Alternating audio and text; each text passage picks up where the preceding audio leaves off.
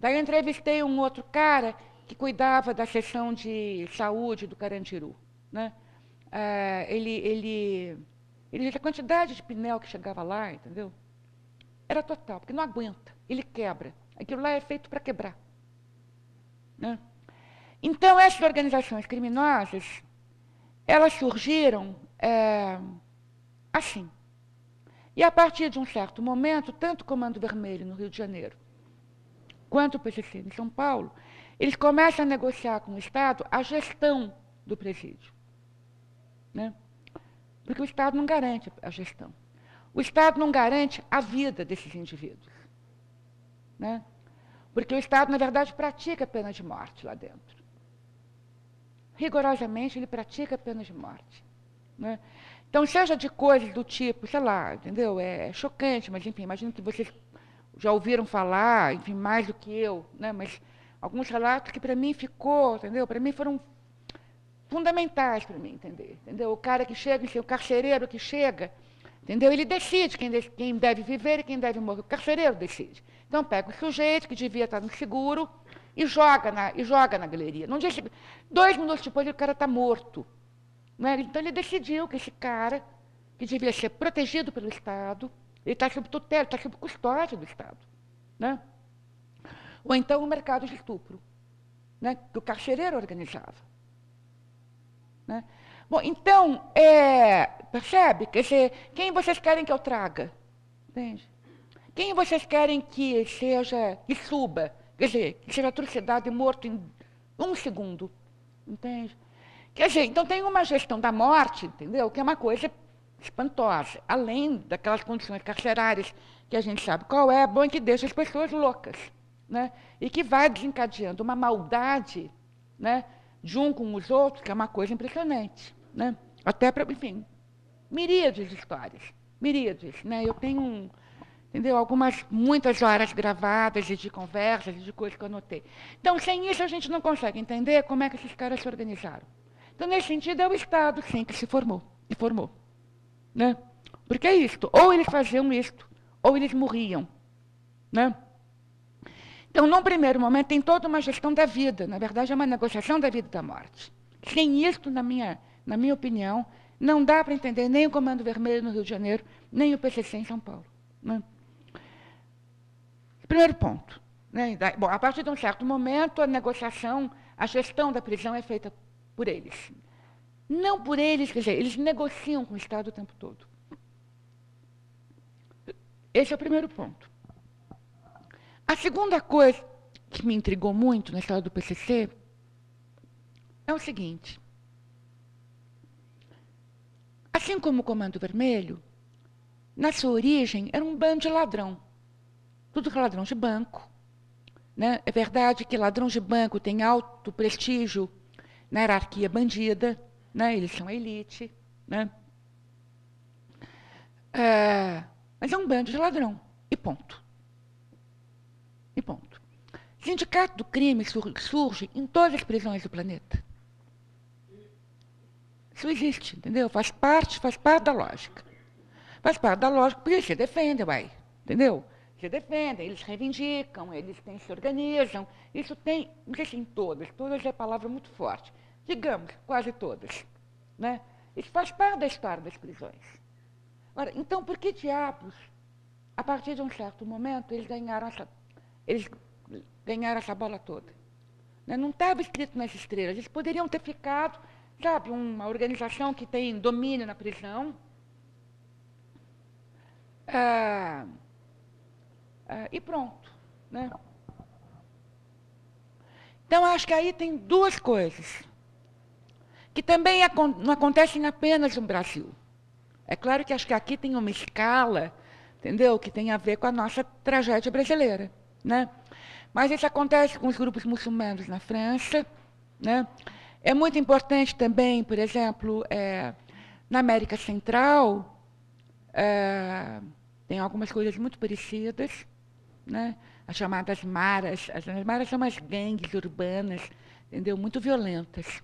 Né? Muito violentas. Que aconteceu também o seguinte, então, de um lado tem duas coisas. Primeiro, E aí você tem razão, é o Estado que acaba criando. Porque podia ficar lá, o sindicato do crime, entendeu? Que tem tudo quanto é canto, entendeu? Podia ser bom ou ruim, sei lá, entendeu? Na prisão, mas por que que... Como é que conseguiu parar a cidade de São Paulo, a cidade mais importante da América Latina, entendeu? É um enigma, de fato. Né? Mas, por exemplo, então, o que acontece? Isso acontece em vários lugares. Primeiro, a entrada da economia da droga. Eu falo economia da droga porque a economia da droga é transnacional, envolve grupos poderosíssimos, envolve muito dinheiro, zilhões, e em todos os lugares do mundo onde a economia da droga, que é uma economia que tem que lavar o dinheiro, então passa por dentro do Estado, não tem economia da droga sem sistema bancário, sem sistema econômico, sem sistema imobiliário, por isso que a rota mais importante é o interior paulista, que se chama a Rota Caipira, que é Ribeirão Preto, que é a região mais rica da América Latina. Não estamos falando do Acre, entendeu? Que tem lá o crime da motosserra, entendeu? Não, estamos falando de São José do Rio Preto, é a região mais rica da América Latina. Né? Tem que ter riqueza para o tráfico de droga existir. Tem riqueza porque fazer circular a droga é muito complicado. Tem que ter avião, tem que comprar o piloto, daí tem que ter um esquema para fazer a manutenção do aviãozinho, né? Porque daí tem que não sei o quê, tem que abastecer. No CPI do narcotráfico, eu estou tirando todas essas informações oficiais da CPI do narcotráfico. Entendeu? A droga entrava, a economia da droga, não tem nada a ver com PCC, com periferia, entendeu? Morro do Alemão, imagine, entendeu? Né? A droga entra, pacotes de cocaína nos canaviais de... Você sabe o que é canavial de Ribeirão Preto? Entendeu? É a coisa mais rica, mais moderna, agrobusiness. Né? Entra lá os pacotes, sobe o pacote, e aí tem uma turma que está lá esperando os pacotes, entendeu? E aí tem que ter... Bom, então, tem que ter uma organização, uma economia. Então, isso vai gerando uma economia, né? Porque tem que ter a turma, tem o caminhão, daí tem que comprar o advogado, daí tem que... Quer dizer, é uma economia poderosa. Mas é claro, evidente. Bom, agora, o que acontece? O Brasil, exatamente, né? Por isso que jamais vão legalizar a droga, tá certo? Porque senão daí a Colômbia entra em falência, né? Porque o Plano Colômbia, ela vive do Plano Colômbia, né? Porque é zilhões de dinheiro. Né?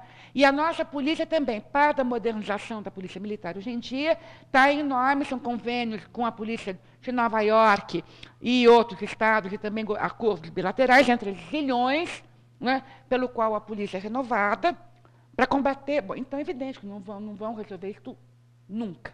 Bom, agora, o Brasil acabou se tornando, além de um país de passagem, se tornou um mercado consumidor importante. É o segundo mercado consumidor hoje em dia, depois dos Estados Unidos. Primeiro ele era a zona de passagem, né? Quer dizer, a Colômbia, né, a droga que vai para a Europa, né? Que passa exatamente, e que vai pelo Porto de Santos, viu? Quer dizer, não é qualquer coisa. Entra para o Mato Grosso, pega a Rota Caipira, entendeu? Que não é pobrinha, né? Nada a ver com perifa, né? Nada a ver com perifa. E sai pelo Porto de Santos, francamente, né? Muito dinheiro para poder garantir isso. Agora, na hora que isso foi gerando o mercado consumidor. Então, é o que acontece em todos os lugares do mundo. As drogas ilícitas, ela acaba mobilizando grupos fora da lei para poder organizar o mercado. Né? Então, em algum momento, primeiro no Rio de Janeiro, isso aconteceu já nos anos 80 no Rio de Janeiro, no Brasil e no São Paulo a coisa foi mais recente, né? Quando a economia da droga entra massivamente aqui, primeiro no Rio, depois em São Paulo, ela precisa dos agrupamentos fora da lei para poder organizar. Então, em algum momento, essa economia se conectou com esses grupos. Né? E aí eles foram ficando mais poderosos. Por razões que daí os estudiosos estão tratando de entender, o Comando Vermelho não segurou a tocha, porque aquilo lá se dividiu em trocentos comandos, que é essa matança que a gente vê hoje em dia no Rio de Janeiro. Desculpem. E o PCC conseguiu, por enquanto, pelo menos, o monopólio do fornecimento da droga, mas isso é muito recente.